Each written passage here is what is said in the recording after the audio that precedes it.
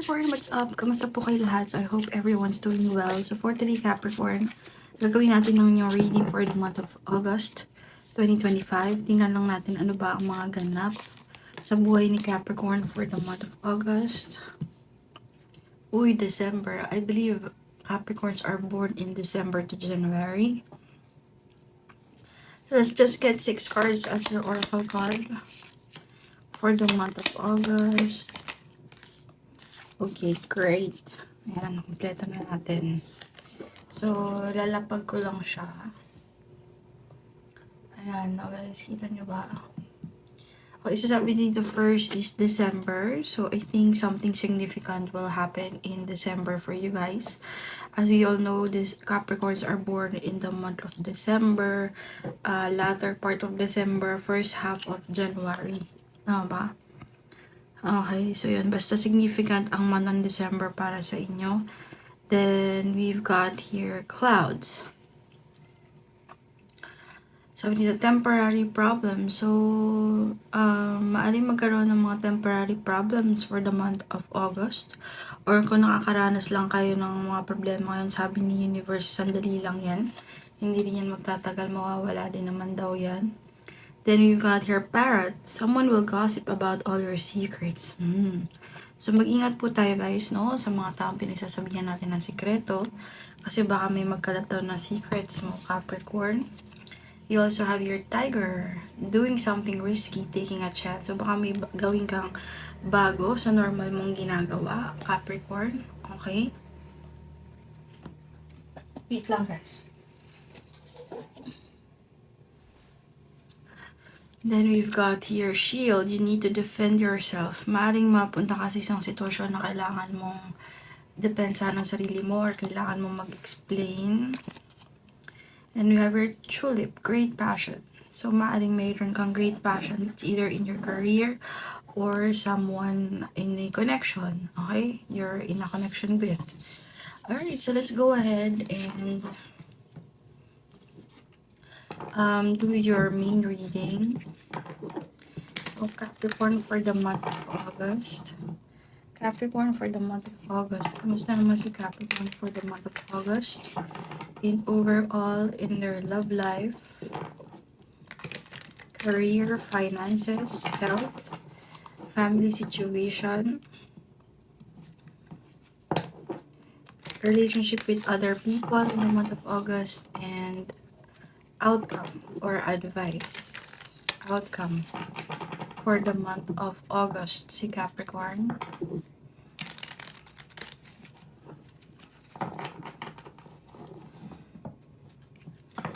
Again guys, please don't forget to click like, share, and subscribe for more videos. Alright, let's go ahead and start this.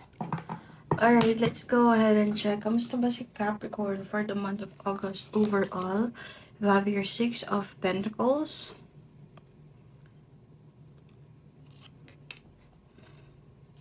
Sa love life, you have your the High Priestess. So baka merong ikalat about love life mo. Baka ikakalat is about love life mo cause High Priestess is about secrets and parang nakikita ko naiirita ka about a negative person. So maaaring merong magkalat about your love life for the month of August. Lalo kung tinatago mo yan, Capricorn. Dito naman sa first card, we have here the 6 of Pentacles. Okay, sa career mo, you have your 9 of Cups, which talks about wish fulfillment. So, magiging overall satisfied ka naman and contented daw with your career. Next, finances, you have your the Death card, which talks about changes or transformation, even ending. So, parang feeling ko, meron kang ma-end either contract, ganyan, for the month of August, pero may bago din naman magsisimula. And I'm getting the message, makukuha mo yung bagay na gusto mo for the month of August. Sa health, kamusta si Capricorn? You have the King of Cups. Meron kang ile-let go na bad habits, okay? Or meron kang bagay na ile-let go when it comes to your health that may positively impact your health. Okay? Sa pamilya, 9 of Pentacles, so everything's going smoothly as well when it comes to your family. relationship with other people is the Four of Pentacles. I think meron kang makakabangga or para makaka-conflict. And it's about your secrets you're trying to protect.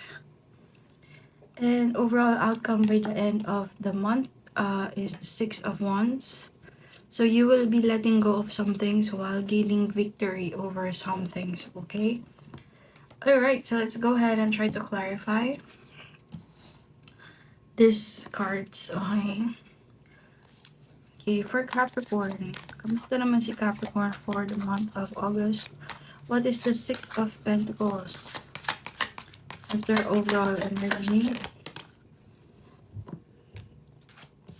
You have here the Page of Pentacles with the Ten of Wands. So, maaaring meron kang bagay na sinisimulan, Capricorn, na medyo burdening, na maaaring gusto mo na lang i-let go. Kaso hindi mo ma-let go. Bagay na, what is the Page of Pentacles? Yeah, meron kang bagay na gusto mong talikuran or dapat mo nang talikuran. Ang hindi mo pa matalikuran, pero nakita ko gusto mo siyang talikuran. Let me see. Meron siguro tingin mo hindi deserve ng bagay na yun yung binibigay mo. Or meron din dito na parang dapat nasa ibang bagay yun. Yun yung naririnig ko, dapat nasa iba yun. Hindi yun nandyan, mga ganun. Now, what is the High Priestess for your love life? High Priestess talks about secrets, okay? So, we've got here King of Cups, the Lovers, and the Knight of Swords.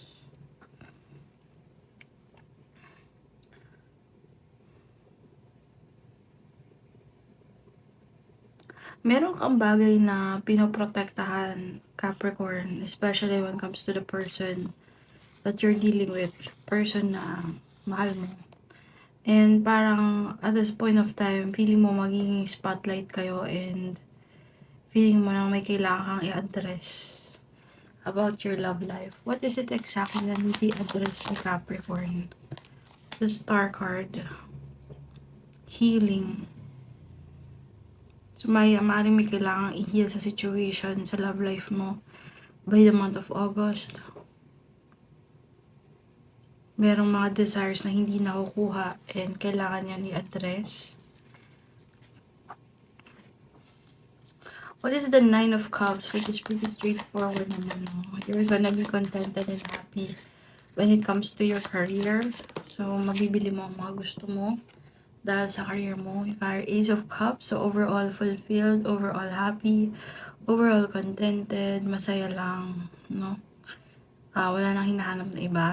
Masaya lang. Maybe people are rooting as well for you with regards to this career. What is the Death card when it comes to the finances of Capricorn? You got your Hierophant. So this talks about commitment.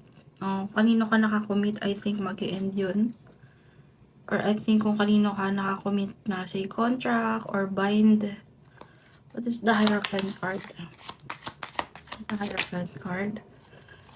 The Tower and the Two of Pentacles. Meron kang nakakommit na nagdadalawang isip ka whether you will let go of it or not.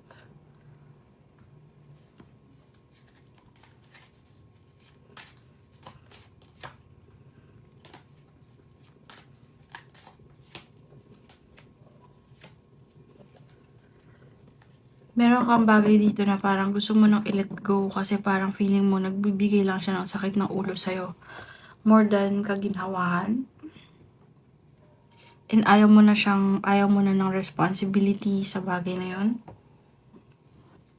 What is the King of Cups for health ni Capricorn? You have here the Devil card and the Ace of Wands. So, magkaka-idea ka ng mga bagay-bagay. May a-actionan mo na yung mga bagay-bagay na nagdudulo ng toxicity sa katawan mo. Like maybe unhealthy habits, eating junk foods, drinking liquors. mga alak, ganyan, no, pag-gain ng sobrang weight na unhealthy way, yun, I think a-actionan mo yun para makinabang ang health mo in a good way. What is the 9 of Pentacles for the family situation, Capricorn? You have here the Fool card. So, everything's going smoothly. Maaaring may mga bagay kayo sinisimulan ngayon sa family nyo. Nagre-reconnect kayo and bagay na, alam mo yun, tuloy-tuloy lang ang dating ng emotional fulfillment sa family. Nare-realize mo na ang pamilya mo ang makakasama mo hanggang huli and you're just feeling contented and happy. Ano tong 4 of Pentacles for people around you? So, your relationship mo with people around you. Got your 6 of Cups. There's a need to say sorry here. What is the 4 of Pentacles? 5 of Wands, which talks about conflicts, and 9 of Swords. Okay. May need ditong i-address about something na nasaktan ka or nakasakit ka. Okay?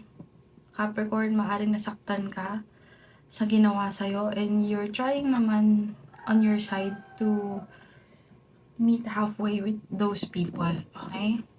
And the 6 of Wands as the outcome, which is the King of Wands. So, makukuha mo lang daw yung mga target mo sa buhay. Makukuha mo lang daw yung mga passion mo sa buhay. Mawawala yung mga dapat mawala sa buhay mo and yung mga gusto mong i-retain ay i-retain mo lang yung mga tingin mo makakatulong sa pag-unlad mo. Okay?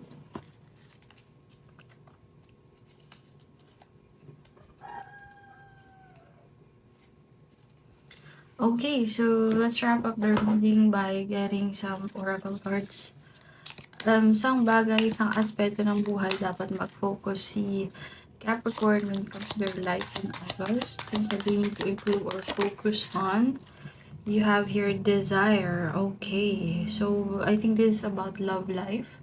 So maybe you need to focus more on expressing yourself with your kapareha. Maybe yung kung totoo nga yung secrets na lilitaw with other people, maybe it has something to do on how you do, like, parang protect your energy with this person towards other people, yung parang protectionan mo siya. And also, maybe there's something, a way that you need to change when it comes to expressing your desire with this person. Maaaring nakikita ng madlang people, kaya ayun, ikakalat nila. And last one is advice cards for Capricorn for the month of August. You got here, keep your heart open. Keep your heart open. Okay, so Capricorn, you're being advised to keep your heart open. Maaring medyo magulong utak mo for the month of August, especially sa bagay na unexpected daw na mangyayari sa buhay mo. Just keep your heart open, also your intuition open, okay?